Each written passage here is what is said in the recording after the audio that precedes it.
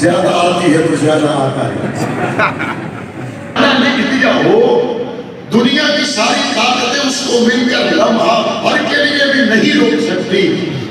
وقت گزرا، انکار کرنے والوں کی تعداد کم ہوتی چلی گئی، ماننے والوں کی تعداد زیادہ ہوتی چلی گئی. پھر ایک وقت آیا جب میرے مدنی آقا کریم صلی اللہ علیہ وآلہ وسلم نے زندگی کا سب سے لمبا سجدہ کیا، زندگی کا سب سے لمبا سجدہ کیا. اور یہ سجدہ میرے مدنی آقا نے اس وقت کیا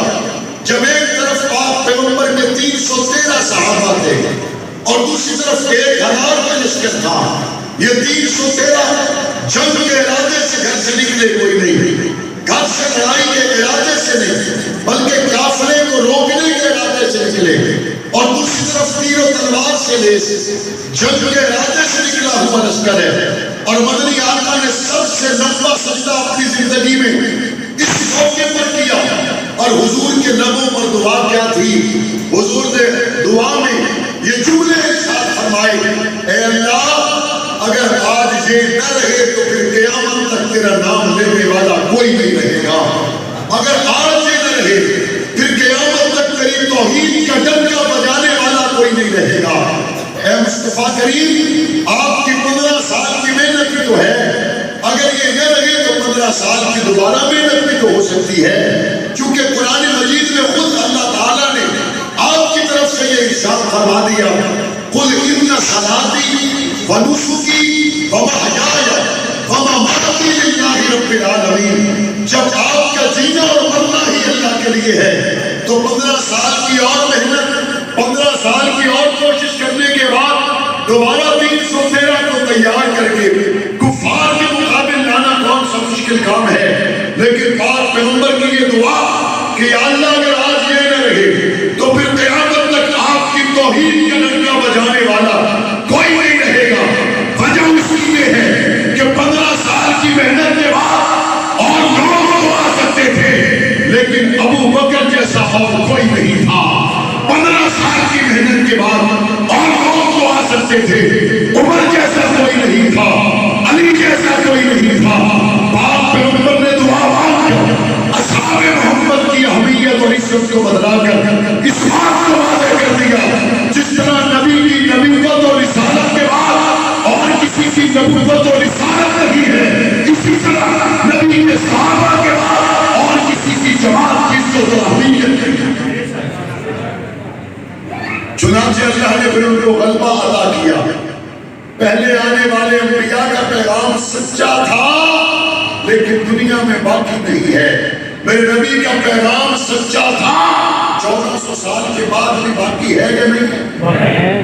من نوعان باقی ہے کہ نہیں ہے؟ زبر زیر کی غلطی کے بغیر باقی ہے کہ نہیں ہے؟ سارے نبی سچے،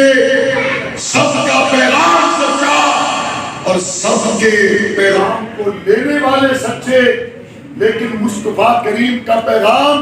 14 صدیاں گزرنے کے بعد اگر آج بھی موجود ہے تو یہ بات صرف ایک ہے کہ حضور کا پیغام لینے والوں میں جو صلاحیت اللہ نے رکھی تھی، یہ صلاحیت دنیا میں اور کسی نے اللہ نے رکھی کوئی. 600 سال حضور کے پہلے آنے والے حضرت عیسیٰ کی تعلیمات،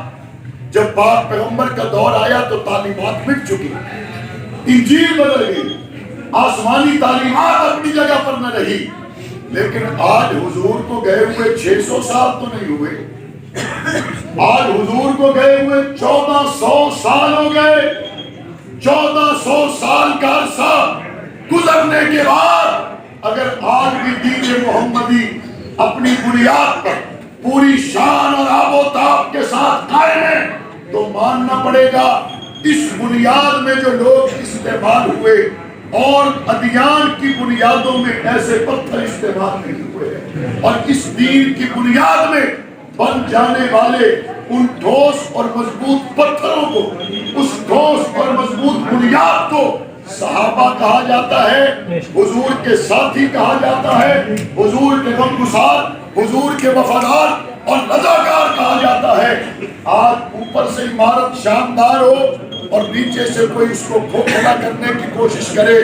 دنیا ظاہری ٹائلوں کو دیکھتی رہے، ہر کوئی جانتا ہے اگر نیچے سے بنیاد کھسک گئی تو عمارت باقی نہیں رہتی۔ آپ سنتے رہتے ہیں کہ یہودی ہیکل سلیمانی تعمیر کرنا چاہتے ہیں بیت المقدس کی جگہ پر، اور اس کے لیے انہوں نے زمین میں کھدائیاں شروع کی ہیں، اور آپ سنتے رہتے ہیں کہ یہ کھدائیاں اصل میں ہیکل سلیمانی کے نام پر اس وجہ سے کی جا رہی ہیں کہ جب مسجد اقصی کی بنیادیں کمزور ہو جائیں گی تو ڈھہ جائے گی، اور اس کے بعد یہودیوں کو اپنے مذموم مقاصد پورے کرنے میں آسانی ہوگی۔ بہرحال اسی طرح یہودیوں کے پالتو حضرات صحابہ کرام جو اسلام کی بنیاد ہے، ان سے امت کا اعتماد ختم کر دینا چاہتے ہیں، کیونکہ ان کو پتا ہے جب صحابہ بنیاد نہیں رہے گی تو قرآن بھی باقی نہیں رہے گا، نبی کا فرمان بھی باقی نہیں رہے گا۔ اور یہ صرف زبانی بات نہیں ہے، جس طبقے نے صحابہ کو چھوڑا، بتاؤ اس طبقے کے پاس قرآن ہے؟ جس طبقے نے صحابہ سے منہ موڑا، بتاؤ اس طبقے کے پاس 1400 سال کے بعد مصطفیٰ کی سنتیں ہیں؟ جس طبقے نے صحابہ کو چھوڑا، اس طبقے کے پاس نبی محترم کے لائے ہوئے دین کی کوئی شے نظر نہیں آتی، اور جس کے پاس صحابہ ہیں آذان سے لے کر نماز تک، قرآن سے لے کر اور جناب حج اور عمرہ اور تمام شرعی احکامات تک عالمی علماء صحابہ کے پاس موجود ہے کہ نہیں ہے؟ اس لیے صحابہ کرام اسلام کی بنیاد ہے، ان کی حفاظت کرنا، ان کا تحفظ کرنا ہر مسلمان کی ذمہ داری ہے۔ علامہ عبدالاکبر چترالی جن کا تعلق جماعت اسلامی سے ہے، انہوں نے کچھ عرصہ پہلے قومی اسمبلی میں ایک بل پیش کیا، جس بل میں یہ تھا صحابہ اور اہل بیت کے گستاخ کے لیے 30 سال کی سزا نہیں بلکہ کم از کم 14 سال اور زیادہ سے زیادہ عمر قید کی سزا ہونی چاہیے۔ وہ بل الحمدللہ قومی اسمبلی سے متفقہ طور پر پاس ہوا، BTI نے بھی اس کی تائید کی، مسلم لیگ نے بھی کی، جماعت اسلامی، جمعیت علماء اسلام MKM نے بھی کی، جتنے بھی پارٹیوں کے اراکین قومی اسمبلی ہیں، ہم نواب میں سب کو سلام محبت پیش کرتے ہیں۔ انہوں نے اپنی ایمانی ذمہ داری کو پورا کیا۔ ایک طبقہ کہتا ہے یہ مولانا اعظم طارق کا بل ہے، یہ مولانا اعظم طارق کا بل ہے۔ یہ مت دیکھو کہ بل کس کا ہے، یہ دیکھو کہ اس بل پر اگر کسی نے اختلاف نہیں کیا تو اس کا مطلب ہے کہ اعظم طارق کی دلیل اتنی مضبوط تھی اس کے کوئی اختلاف نہیں کر سکتا۔ ہماری بات اگر وزنی ہے تو وہ آواز کی بنیاد پر نہیں ہے، ہماری بات سے اگر کوئی اختلاف نہ کر سکا اس کی وجہ ہمارے جلسے جلوس نہیں ہے، ہماری بات سے اگر کوئی اختلاف نہیں کر سکا اس کی وجہ یہ ہے اس کی بنیاد اللہ کا قرآن ہے اور مصطفیٰ کا فرمان ہے، اور پاکستان کے موجودہ حالات میں امن کی ضمانت دینے والا بل عبدالاکبر چترالی کا بل ہے۔ اس کو پاس کر کے قانون بنایا جائے، فرقہ وارانہ فسادات کا خاتمہ ہو جائے۔ ہونا چاہیے نہیں ہونا چاہیے؟ اور وہ بل وہاں سے پاس ہو کر اب سینٹ میں چلا گیا ہے، اور اس بل کے راستے میں لوگ رکاوٹیں بھی ڈال رہے ہیں۔ اگر یہ بل قانون بن جاتا ہے، اس بل کے پاس ہونے سے پہلے حضرت علی کے گستاخ کے لیے سزا 3 سال، اس بل کے پاس ہونے کے بعد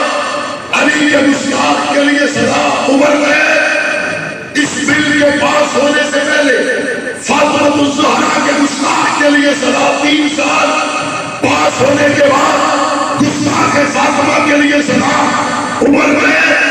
کسی علی سے محبت کرنے والے کو اس قانون سے اعتراض ہو سکتا ہے؟ بولو، کسی حضرت فاطمہ سے محبت کرنے والے کو اس بل سے اعتراض ہو سکتا ہے؟ جس کو اعتراض ہو تو وہ پھر علی والا بھی ہو سکتا ہے۔ جس کو اعتراض ہو وہ پھر حضرت فاطمہ والا بھی ہو سکتا ہے؟ ہاں یہ ضرور ہوا ہے، بل پاس ہونے کے بعد علی کے دشمن بل سے باہر آ گئے۔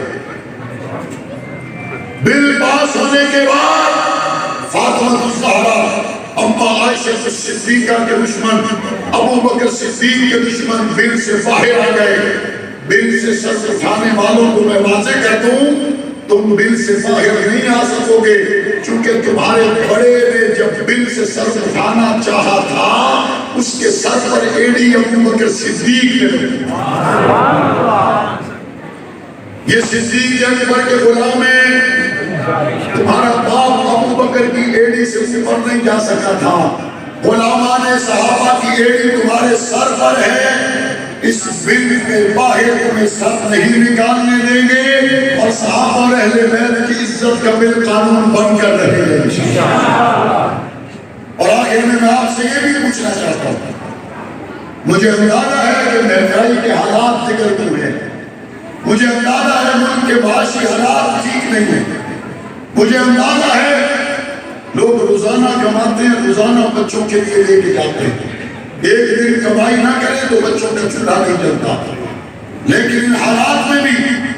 اگر سینٹ میں یہ بل پیش ہونے کے لیے چلا جائے اور آپ کو قائدین اہل سنت یہ کہیں کہ اراکین سینٹ کی حوصلہ افزائی کے لیے اور بل کے راستے میں آنے والی رکاوٹوں کو دور کرنے کے لیے آپ کو سینٹ کے باہر پہنچنا ہے تو آپ آنے کے لیے تیار رہیں گے انشاءاللہ۔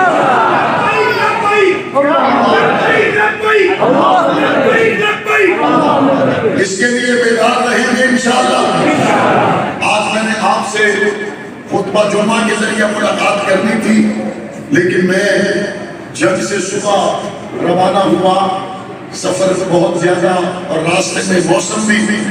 آپ کے علاقے کا موسم تو یکسر تبدیل ہو گیا ہے، ایک دم بارش ایسے آتی ہے کہ جیسے رکے گی نہیں، اب بارشیں بھی ملاوٹ والی شروع ہو گئی ہیں، اللہ رحم فرمائے، زیادہ آتی ہے تو زیادہ آتا ہے۔ بہرحال تاخیر کی وجہ سے آپ کو زیادہ انتظار کرنا پڑا، لیکن آپ جو یہاں بیٹھے رہے اور میں جو دور سے سفر کر کے یہاں آیا، اس درمیان میں کوئی دنیا کی بات تو ہے نہیں، یہاں بھی نسبت ابو بکر صدیق کی ہے، یہاں بھی نسبت ابو بکر صدیق کی ہے، اور انشاءاللہ اسی نسبتوں کے ساتھ ہم اپنے آنے والی نسلوں کو بھی بتائیں گے کہ حضور کے پہرے دار کون تھے، ہم اپنے آنے والی نسلوں کو بھی بتائیں گے قرآن حضور سے سننے والے کون تھے، سن کر حضور سے لکھنے والے کون تھے، لکھ کر حضور کو واپس سنانے والے کون تھے، اسلام کی عمارت ہے تو اس کی بنیاد کون تھے، حضور کے اشاروں پر گردنیں کٹانے والے کون تھے، بچے یتیم کرانے والے کون تھے، خاکے کاٹ کر بھی مصطفیٰ کے پہرے دینے والے کون تھے، کبھی نہ پیچھے ہٹنے والے کون تھے، ہمارے محسن کون ہیں، ہمارے اکابر کون ہیں، ہمارے پیشوا کون ہیں، مصطفیٰ کے شاگرد کون ہیں، اور ہمارے امام کون ہیں، محمد سے بتائیں کون ہیں، ہاتھوں کو اٹھا کے بتائیں کون ہیں، ذرا لگن سے بتائیں کون ہیں، ذرا شوق سے بتائیں کون ہیں، ذرا جوش سے بتائیں کون ہیں، ہماری چیز کون ہے، ہماری جان کون ہے، ہمارا آج کون ہے، ہمارا کل کون ہے، روشن مستقبل کون ہے، اپنی نسلوں کی تربیت صحابہ کہتے ہوئے کر جائیں گے، موت بھی آئے گی تو صحابہ کہتے ہوئے کر جائیں گے۔ ربنا تقبل منا انك انت السميع العليم وتب علينا انك انت التواب الرحيم صلى الله تعالى على خير خلقه محمد وعلى اله وصحبه وسلم۔